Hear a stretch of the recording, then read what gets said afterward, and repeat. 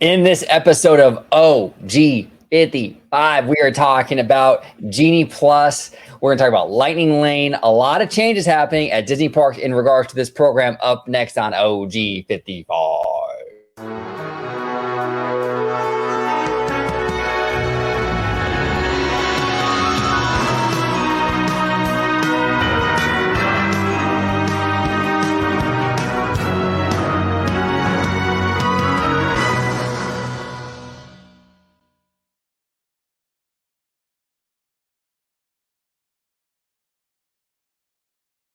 Welcome aboard, everybody, to another episode of OG55. We were talking about Genie Plus, or lack thereof now, right? And we're also talking about the Lightning Lane changes. A lot to talk about today. But before we do that, George, the Italiano, is with me. George, if you could let everybody at home know where they could find you on social media, sir. Absolutely. You can find me on X, formerly known as Twitter, at Disney George. You could also find me on Instagram under the Disney Italiano. And of course, you can find me right here on my home base at Orange Grove 55 with Citrus Corner, with all that sweet, juicy, but sometimes sticky Disney news and info. There we go. All right, let's dive into this. This is kind of crazy. So Disney has officially announced they're getting rid of Genie Plus. The branding, at least, okay? The branding. Genie Plus as a brand is gone, dead and buried as of July 24th. So this is from Genie's being shoved back in that magic lamp. There he is. He's getting back in there. Tiny little living space, you know. This is from the official Disney Parks blog. It says here, plan ahead with Lightning Lane entry at Walt Disney World starting July 24th. Okay, and this is from Eric Scott. So it says here, on July 24th, Walt Disney World will introduce new, simpler names to provide more clarity for everyone. Disney Genie Plus service will become Lightning Lane Multipass, while individual Lightning Lane will now be known as Lightning Lane Single Pass. Okay, let's dive into this. This is interesting. This is actually where I think a lot of my problems are with this new kind of reinvention of this program. The branding of this, I don't think it's more simpler. I like here, they're saying they're simplifying it. Okay. In terms of branding, I think it's still very, very clunky. Lightning Lane Multipass, Lightning Lane Single Pass. It still feels very clunky. It feels very confusing. They need to simplify it even more. I don't think this is a good change, in my opinion. It kind of feels like it was kind of before with the branding of Genie Plus. It's too many things going on. All they really need to do is have one thing.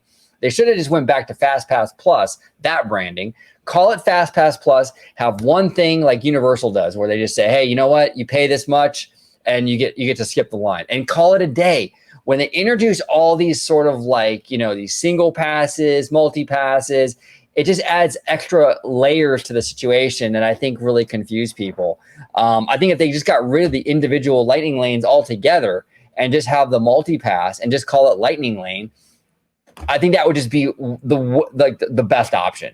I think people get confused when you start to create these a la carte attractions in the mix, because they don't, oh, well, that's not included. Oh, well, I got to pay extra for that one, but why? That's where the confusion comes in. And this rebranding really didn't address that. And it feels even, the naming just feels clunky to me, man. I'm just not a big fan of the rebrand. I'm really not. What do you think, George? So, okay, so here's my, I could see Disney's route to kind of rebranding off of the Genie Plus. I think just the name all around, it just makes people's eyes twitches, you know? So it's like Disney knew that. And rather honestly than just come out and say, you know what, this isn't working, you know, that they just kind of like do their Disney fashion by just saying, yep, okay, on this date, we're changing it. It's they're admitting it didn't work without admitting it didn't work. Exactly. Right. And, we all knew that this was going to happen eventually. That Disney kind of hinted at it. Plus, we seen prior to this announcement, they were making significant changes to the DAS Pass kind of system and what have you, and a lot of the changes with that.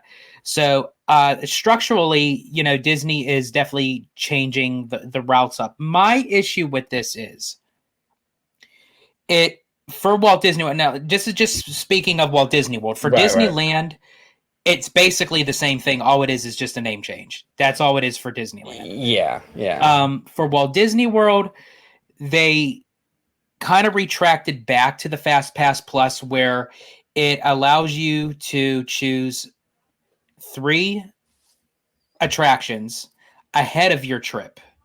If you are staying at a Disney Resort hotel on property, you're allowed to choose 7 days before the start of your trip. Or if, just to say, you're a local or you're staying off property, you have 3 days to choose depending on when you have your park reservation and what have you.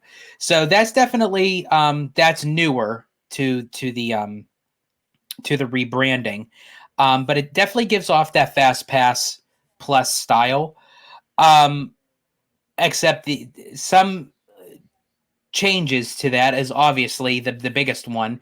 You now have to pay for it. It used to Well, be, and fans complain about that, and that's not going to change everybody. This is now a revenue stream for them. They're not gonna go ahead and change that. That's a forever thing. Universal charges for theirs too. That ship has sailed, and being the fact that they are already getting money, why would they retract that?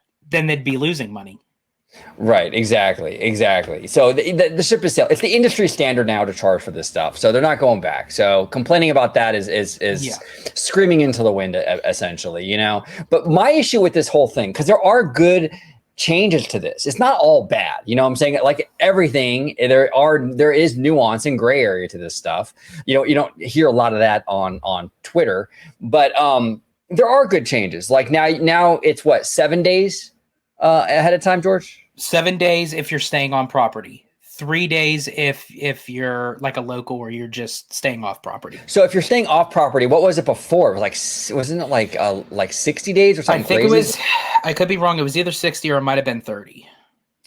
Yeah. See, I feel like that's excessive. I think the 3 and the 7 is a much better way to go with it. So there are good things here. My biggest gripes are really the branding, and they got to get rid of the individual lightning lanes. I think you just do this all-inclusive thing. You pay for it, and it includes the rides. If you want to exclude some rides, like Universal does, fine, but package it in a much more cohesive and concise way.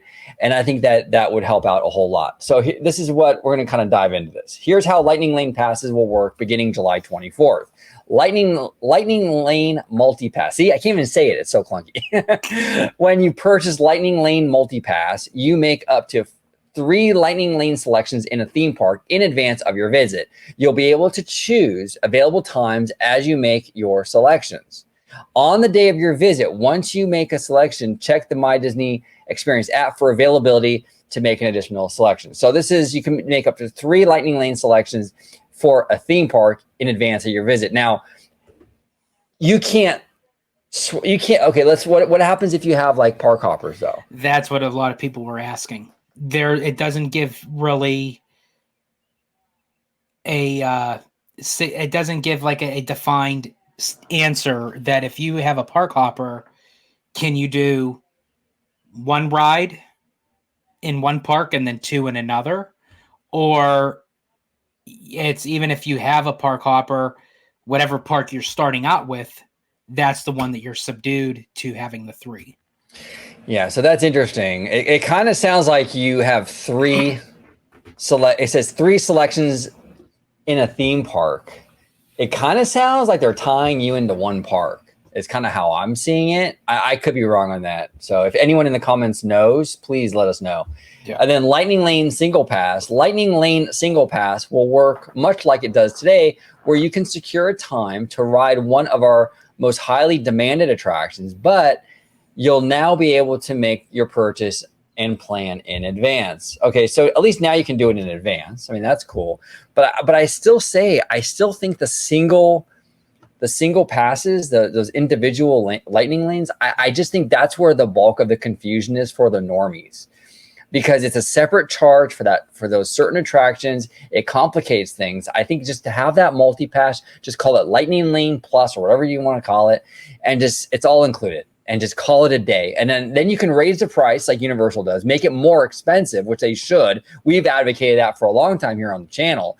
That way, less people are in the system. So when you do pay that money and you do the Lightning Lane thing, there's less people in the system. So those queues actually move faster than they do now. So I don't know. But what do you think about the single passage, George? Are you kind of in the same boat as me, or do you kind of like that option?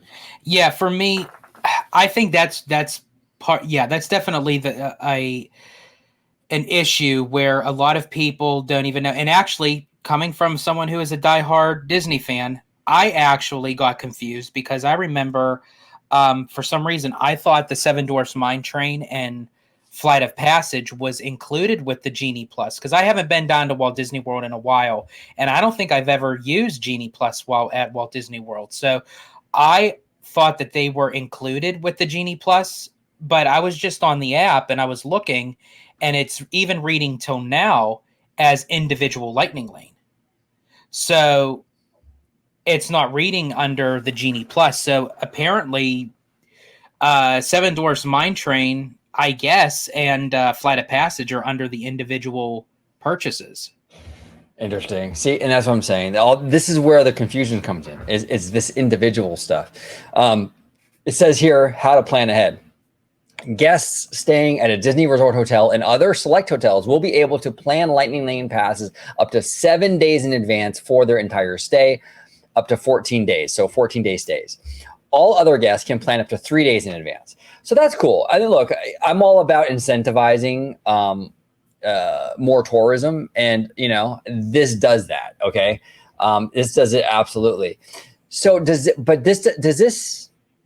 is just for Walt Disney World, though, right? Like, we have this? No, this is just Walt Disney World. Disneyland, as I said, no, let me take that back.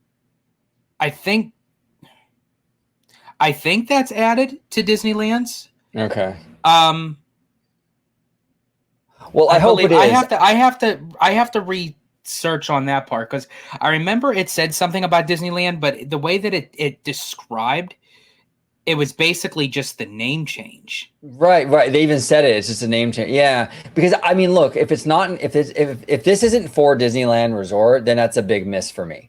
Because I've been again a big advocate for attracting more tourism to Disneyland Resort. I think that would be a great incentive to actually get more people to stay on Disneyland property. Yeah. You stay at a Disneyland hotel, then you get that, hey, in 7 days of your trip, you book 3 Fast Pass. I'm just going to call them Fast Pass, folks. I'm sorry. I don't do like this lingo with this is Genie Plus, this is individual Lightning Lane, or single. Now it's single Lightning Lane. Yeah. This is multi Lightning Lane. I just can't do it. It's a branding mess. And it reminds me a lot, actually, of the Twitter X rebranding, where it was like you had a name that worked, and then you try to change the name to something else, and the public sort of rejects it. Like you're saying, you're calling it Fast Pass because Fast Pass is easier to say. Like I said before, this is clunky. Lightning Lane multi-pass. It's too much, Disney. It's too much. Let's just call it Fast Pass Plus or whatever. But here's the thing. You know why they didn't change it to Fast Pass? Because all the signage for all the queues on all the attractions say Lightning Lane. So they were able to get rid of the Genie Plus branding because Genie Plus isn't on these buildings and in these queues. But Lightning Lane, though it's written all over the place for these attractions, Standby, Lightning Lane, the whole thing. So that would cost Disney a lot of money. If they went back to Fast Pass, you'd have to change all the signage in all these parks. That's a lot of money to do that. And I think that's why they kept the Lightning Lane branding. The problem is the Lightning Lane branding is weak. And in a lot of ways, when you incorporate the individual Lightning Lanes as well, it's complicated. It's confusing for the normies. So it's a miss for me, So, and look, I'm not saying that everything with this new plan is bad. Like I said, there are good things in here. Absolutely. My main issue is the rebranding and what they rebranded it to, and the keeping of the individual Lightning Lanes. So it says here that Lightning Lane passes will blend features from our current services and the previous offered Fast Pass Plus service, giving guests the choice to plan ahead and remove the hassle of planning during their vacation. Okay, so they're admitting here they're borrowing from Fast Pass Plus. They're admitting. you know? So this is interesting. And I personally wish for Disneyland, if that was the case, they would have just brought Max Pass back for Disneyland. That worked so well. Yes, exactly. Now here's the thing. Let's dive into this a little bit, okay? Because this is a Josh D'Amaro thing. Okay, let's be honest. He runs the parks. It stops with him. You can blame Bob Iger all you want, but there is a parks chief or an experienced chief for a reason. This is his division. Right. Okay, and we've been very critical of D'Amaro. You know what I'm saying? I think this is, while there are good things in here, I think this is another miss for D'Amaro. And this is what worries me. I see a lot of park fans saying that, you know, D'Amaro should be the next CEO. I got to be honest, and this has nothing to do with him as a person. I think he seems like a really great guy. He seems like a nice person. That's great. But he hasn't done a great job running the park division. He really, really hasn't. And this is another move it doesn't really fix the problem. I commend him for trying to revamp the program, but this ain't it. This is kind of a half-ass attempt. Mm-hmm. I don't want him being the next Disney CEO, because we have major changes going on the studio side of the company. I know a lot of park fans don't seem to care about the studio side. That's fine, but the studio, as Roy E. Disney said, is the heartbeat of the company. Here, let's go ahead and play it. Let's remind everybody. The real heartbeat of this company was, is, and will always be the film business. Was, is, and will always be the film business. Not to say the park business isn't important, but the studio fuels everything. When you have the studio running on all cylinders and really churning really good content out, you feed the parks with IP that they can build attractions on. You feed your cruise lines with good IP. You feed streaming services and your linear television. It fuels everything. I don't want Josh near the studio running the company if he can't even manage this. You know what I'm saying? The parks are a very stable business, so it can the park side can kind of weather missteps and still be fine. The studio is on very thin ice. I mean, we're doing better right now with Inside Out 2. I think Deadpool and Wolverine will do very well. But we're going through a major shift in the studio side of the equation industry-wide. And to have this guy who seemingly has a hard time even just announcing confirmed projects at D23, you're going to have this guy running the entire company when there's major changes happening at the studio. I'm sorry, I don't trust him to do it. I don't feel he's equipped for it. And again, it's not anything against him as a person. He just hasn't shown me anything that gives me confidence. I'd rather have Dana Walden. Dana Walden hasn't spent a day in her life running the parks, and I trust her more to run the company and do a good job at the parks than I do Daddy Josh. But what are your thoughts, George? So here's my take on all this. Even up to right now, when anything is going on, primarily in the parks, let's just say the parks right now, they immediately jump to Bob Iger. Yes, I get it. He's the CEO. But he is the CEO of the entire Walt Disney Company. He's dealing with other means than just the parks. He is dealing with the parks. He has to. But he's also dealing with the studio, the streaming service, issues with the linear television, ESPN, all the acquisitions. There's so much more that is dealing with. Just because you're the CEO of the company doesn't mean you have to focus on the parks and nothing else. So when there's issues that arise with the parks, people are immediately jumping down Bob Iger. I have yet to see someone mention Josh D'Amaro, that he is the chairman of parks. That's why they have different roles that people take over, because it gets overwhelming for one person. Now, am I saying that Bob Iger is in the right? No. There's stuff that he has done that he definitely needs to fix or is attempting to fix. I get that. But you have to hold everybody accountable. And if you are chairman of parks and experiences, or whatever the hell it's called nowadays, you have to be held accountable for. Now, for the past 4 years, just like you, I have yet to see anything under Josh's wing that has come out very successful. Now, am I saying that the parks are not successful? Absolutely not. The parks are booming. They're great. They're perfect. But just new things that are being adapted into the parks under Josh's leadership or lack thereof that I'm not seeing anything. So when D23 comes and we have this whole notion where we're going turbocharged, full steam ahead, just from that one time, that puts him in the running for CEO of this whole entire company. I don't get it. It should go by the rapport of that person and like what is on their resume of what they did within the company. And quite frankly, one time at a D23 where we go turbocharged should not be to the same equivalence as becoming CEO of the Walt Disney Company. No, exactly. And the thing is like, I commend him for turbocharging. I want the investment. Absolutely. Yes. But again, it's words, right? We still have to see what he announces at D23. Now, I will say this. He is running for CEO. He wants that job. So I'm pretty confident he's going to come through and deliver all these announcements. He's going to throw everything in, and including the kitchen sink at us, because he wants that job. He can't afford to get up there and have fans go, what the hell is this? You know, this is like the second or third time he's done this to us and stood us up at the altar.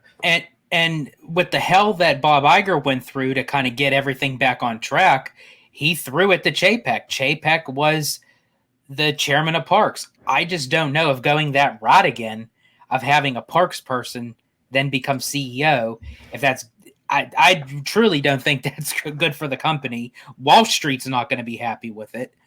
The stocks and the trades are going to probably, I'm not going to say plummet. That's getting a little too over exaggerated, but I mean, I don't think shareholders would be very happy to see DeMauro running the company. No. And I do apologize. No, they wouldn't. And historically, Disney has had studio people running the company. Michael Eisner, he did a great job those first 10 years with Frank Wells, and they were not park people. You know what I'm saying? I mean, you don't need a park person to get in there and do a good job at the parks. Technically, Chapek was a park person. Our fans, were you happy with Bob Chapek as CEO? So being a park person to me is completely irrelevant. And I agree with you. I think they should stay away from it. You should have a studio person who understands Disney, and then you'll be fine. That's all you need. Josh is not the guy, though. He really isn't the guy. I can't point to really any major things that he's done that I'm like, wow, I'm really impressed with that. Yeah, he's a good smoozer. Yeah, he knows how to talk. That's great. I'm sure he'll be fine rubbing elbows with the Hollywood, elite and all that. But the stuff that like matters, like the substance stuff, he doesn't have it, dude. He doesn't have it. And this is another mismanagement. Like this whole lightning lane thing is another misstep for me. It's a half attempt. Look, they should reinvent this whole program and kind of readdress it. I commend them for making the effort, but this is a half attempt. This isn't like what this isn't what like this isn't it. This isn't the change that we needed. You know what I'm saying? And it's just frustrating, man. It's moving Josh from Parks to CEO was for me almost as bad of the attempt when Chapek was in consumer products and moved to the parks. I think as a consumer products, he nailed that. And take aside from how people feel about Chapek personally, I'm saying as a business person of how he ran consumer products with the Disney DVDs and the Blu-rays, of having them out for a limited time, get them before they're gone, being put back into the vault. That was marketing at its best. Dude, I mean, he ran that perfect. I'm telling you right now, as a business mind, Bob Chapek is absolutely brilliant. As a business mind, I know people are going to, what do you mean, OG? He's brilliant? Yeah, as a business person, Bob Chapek is absolutely brilliant. You put Bob Chapek in a company like Pepsi or something, he would absolutely crush. He would absolutely crush. The problem with Chapek... No, you said Pepsi. You said crush. Yeah, exactly. But the thing is that with Disney, it's a different animal. You know what I'm saying? It's a whole different beast than like an insurance company or like a soda company, right? So he struggled. DeMauro, I will say this: DeMauro has the personality end of it, so he's not going to have that struggle that Chapek had. But he lacks, I think, the business savvy, and I think he lacks. For some reason, DeMauro has a hard time like fully pulling the trigger, like fully committing to things. Yes. It's like everything is either we're going to blue sky it or we're going to do like a half attempt. Be bold. And that's my issue with DeMauro. He's not bold. He does all these half attempts and he's hesitant as to what he will announce. I don't know. I haven't been impressed so far with him, and the idea that some fans are suggesting that he would be a good option for CEO, I respectfully disagree. I think he's one of the worst options right now on the table. I think Dana Walden, way stronger candidate, way more competent. I trust her more with the parks than Daddy Josh right now, like 100%, dude. I agree. Honestly, and again, nothing against Josh personally, as you said. I'm for sure he's a very nice person. I'm not trying to attack his character. Not at all. Just his decision making in a business, running as chairman of the parks of the Walt Disney Company. I just don't see nothing else in him but just being that that kind of playboy kind of mentality. And when I say playboy, I mean like that Tony Stark, like that schmoozer, that pretty face, get in front of the tabloids and make a speech and then call it a day. Yeah, he's great with that. He has the personality, and like we've been saying the whole time, I'm sure he's a great guy, but I just haven't seen anything from him that really impresses me where I'm like, that's the guy. That's who we need running the company. I haven't seen that. You know what I'm saying? And even at D23, as I said, we both hope that they do make these announcements that we're anticipating. Right. Not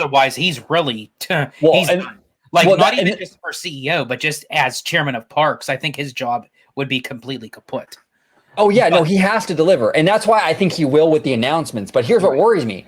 If he makes all these announcements at the expo, right? And he gets all this praise, and that fuels his campaign to be the next CEO, and he gets that job. How much of this stuff that he promised us at the expo is going to actually happen now that he has the job? Right. That's actually what I was going to get at. A lot of people would say, oh, Josh did a phenomenal job at D23, always forgiven. Okay, yeah, he made amends, but just that one time that really qualifies him to become CEO. And then when he does, it's like, okay, I got what I wanted, so now I get to slack off again. Right. And then once Iger is gone and DeMauro is in the seat, Iger's not coming back. This is it. No, this is it. Iger can't come back again to fix this. He has to get it right. And I'm telling you, if he makes the same mistake again and puts a park person in there, then his legacy honestly should be diminished, because he should have learned better from the first time. And if he does this again, then it's that, fool me once, shame on you. Fool me twice, shame on me. Right. And I want to make it very clear too. I'm open-minded, right? If Josh, moves forward with some really great stuff, I'm willing to change my mind on my perception of him as the parks chief and maybe even as CEO. So I'm open-minded. I'm not on the DeMauro hate train. Neither is Josh. George. I'm sorry. Neither is George. We're not on the DeMauro hate train. We just respectfully don't think he has been good as the experiences chief. And then to sit there, he barely has done a good job with this division that he runs. And now we're asking, like, should he run the company? And the problem with that, and I'll say it again, the studio stuff is really vulnerable right now. The movie theaters are the theater chains are on the struggle bus. We talk a lot about it with Seymour. The people are really getting picky with what they see in theaters. The studio the studio industry in general, not just Disney, but Warner and Comcast, all of them, they're going through a huge change right now, a transformation. And to have Josh throw a wrench in there again. To run all of this at such a pivotal time for not just Disney, but the entertainment industry. I'm sorry. I'm very nervous about that. I am very, very nervous about that. That's why I think Dana Walden, you want Tom Staggs, Kevin Meyer. These are people who have dealt with more of the media studio side. Tom Staggs is running Candle Media right now with Kevin Meyer. He's got experience. Dana Walden, very competent woman. She absolutely has the chops to run Disney. I think if they were to put DeMauro in that CEO spot, they should tie him with Walden. And that would be fine. Yeah, if you have that co-CEO situation where it's like, or even a CEO and you reinstate the president position, which Disney has gotten rid of a long time ago, reinstate the president position. Maybe make DeMauro the president of the Walt Disney Company and Walden is a CEO.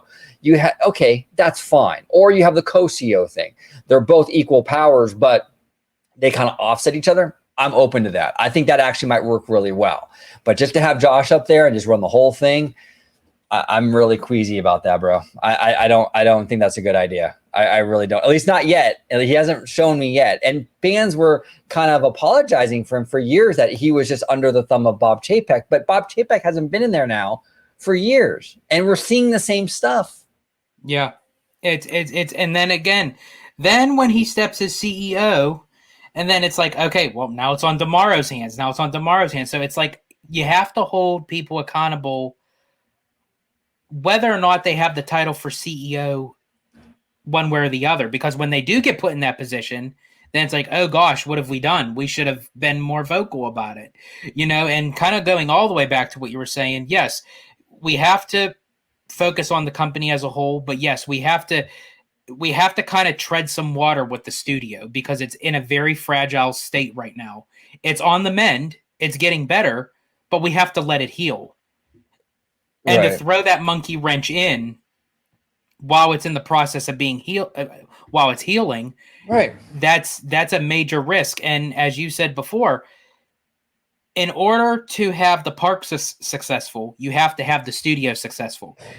Disney is an IP-driven company. The parks are an IP-driven entertainment venue.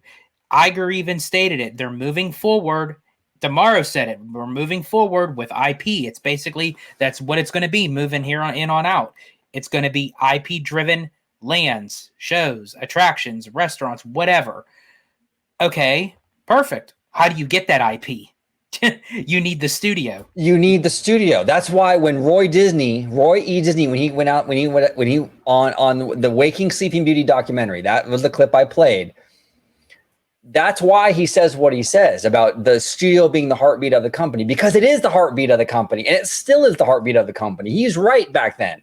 He's still right. It's a heartbeat. If you don't have the studio, you don't have the characters that you feed all the other divisions with. You need those IPs from the studio to feed everything else. So when you let everything else die on the vine and you just do the park thing, that's not helping Disney. That is not the right decision. They got to keep the studio running like in tip-top shape. You know what I'm saying? And you're going to have this guy come in at such a pivotal time in the industry. He can't even make a decision on what to put in the parks. We've been begging for big confirmations at these expos, and we just get a bunch of blue sky stuff. And he constantly says, okay, yeah, we're doing this like a kind of like a round table discussion. We want your input.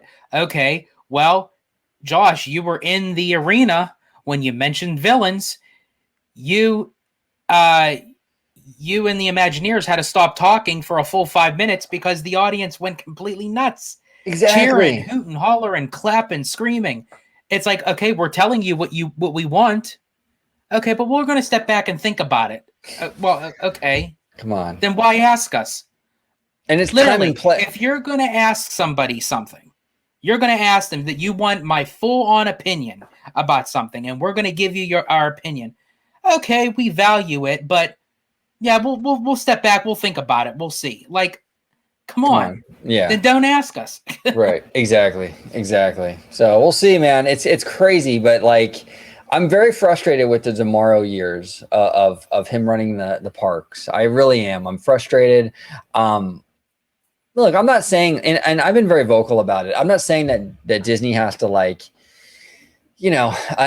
$1 billion things every single year. I'm not saying that, but he's been really lackluster with I really across the board. I really can't think of much that he's done. Not to say there's been no good, but it's been there hasn't really been big things that I can point to and go, wow, Josh made that happen. And because of that, they have to, and I agree with you.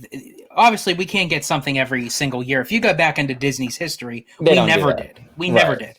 But being that there was such, a stale time frame of getting new stuff in the parks, he's going to have to give us a pretty decent size portion. He has to give us a nice handful of stuff just to kind of offset to say, okay, this is what we have to look forward to in the next 10 years. We can't just get like 2 announcements and then say, oh, we're turbocharging for the next 10 years. Okay, well, two projects in 10 years. I mean, well, and now you're in the issue now too is now you're in a trust building kind of now he's in a trust building mode. Because now you have to regain that trust from fans because we've had years of like blue sky, what if, maybe, coulda, shoulda. So now even when he announces something, it's kind of like Lucasfilm. They announce stuff and fans kind of go, okay, yeah, we believe it when we see it. It's kind of getting to that point with Daddy Josh now, right? So even when he announces this stuff at the expo, there's going to be a lot of fans that are like, well, is it going to actually happen though? So he's got to make the announcements. He's also got to say we're breaking ground in the next few months or something. He's got to give us concrete stuff, you know, to get that trust back from the fans, you know, because if you just announce, okay, Pandora, and give us a bunch of details, okay, but when's that going to start, you know, and is it actually going to happen? Is it going to happen, or is it going to get canceled? You know, this is the problem. There's been a breach of trust there between the fandom and him announcing stuff. And he's got to rebuild that. I mean, if you go too long with it, you get into the Kathleen Kennedy situation where every announcement falls on deaf ears because no one really believes any of it. Look at the Avengers e-ticket. I mean, that's just one attraction. And we haven't heard, I mean, we did hear, you know, through the grapevine, you know, they are working on it. You know, they do have something kind of in mind to put in place. But I mean, as far as us not knowing, I mean, this has been what, like over 5 years. It has, and I understand why of all that. You know, because there have been issues. We had that was right before the pandemic where they announced it. I think it was like the 2019 Expo. 2019, yeah. Yeah, and then we had the pandemic, like just months after that. You know, less than a year. You know, and then we had that, and then the Marvel Cinematic Universe changed a lot, and the box office element and everything changed a lot with MCU. There was a lot of moving pieces. And we also had a CEO change in all that in the mix. So I understand, I get that, but this is the thing. If he goes up on that stage and he says, yeah, here's the Avengers e-ticket, the problem is they've gotten on those stages before with the Avengers e-ticket. So now you have to give us something to really show fans it's happening this time. You know, like whether it's an opening date, whether it's a groundbreaking date, whether show some footage of the construction going in the back. Yes, we already broke ground. We're starting on it. You can expect this in a few years. Just like, you know, because if he gets on that stage with the Avengers e-ticket and just says, "Here's another piece of art. You guys like it?" Well, we got art before though with this thing. So when is this thing going to happen? That's what fans need to know with this. I mean, and that's why it's the trust thing again. Fans don't trust the announcements anymore, you know, and it's tough, man. It's a tough thing. And again, we're passionate and we're critical and we're vocal because we do care so much. Josh, you run the experiences division that we love so dearly. We're rooting for you to succeed because we want this thing that we love so much to succeed. So, I mean, you know, we're not trying to like, you know, diminish Josh or what. We're frustrated as fans and we want him to do better. You know what I'm saying? And I think that's okay to say that. But we'll see what happens, man. I hope he delivers. I hope we get some really big stuff. You know, Bob Iger has given him the go ahead to do so. You know, he said it on multiple earnings calls, you know, hey, you know, let's turbocharge, let's get this stuff going. So like, take that opportunity and start doing it. You know? Yeah, I remember when he said, it was during one of the quarterly earnings. When he said, "Oh, I just spoke to Josh this morning, and we got to get more of these IPs into the park." When he was talking about like for Avatar and Zootopia and Frozen and Moana, and it's like, okay, that's great, but it's like you have to have someone like light a fire under your ass all the time when you should have already been. You know, you have the credentials to do it yourself. Yeah, exactly. So we'll see, man. We will absolutely see. Everyone at home, if your opinions and comments on the whole situation, we would love to hear from you down below as well. Whether you agree with us or disagree with us, either way, we'd love to hear from you. We just ask for you to keep it civil. Exactly. Just play nice, and that's all we ask. I mean, that's every time we do these and videos. You know, we encourage the debates, you know, we want that, but just be nice to each other is all we're asking. And as we always said before, you know, you could definitely disagree with us. You're wrong, but you know, that's fine. Yeah, exactly. No, perfect, right? Yes. Totally perfect. But George, if you can let everybody home know where they can find you on social media, sir. Absolutely. You can find me on X, formerly known as Twitter, at Disney George. You could also find me on Instagram under the Disney Italiano. And of course, you can find me right here on my home base at Orange Grove 55 with Citrus Corner with all that sweet, juicy, but sometimes sticky Disney news and info. There it is, George. You make it look so easy.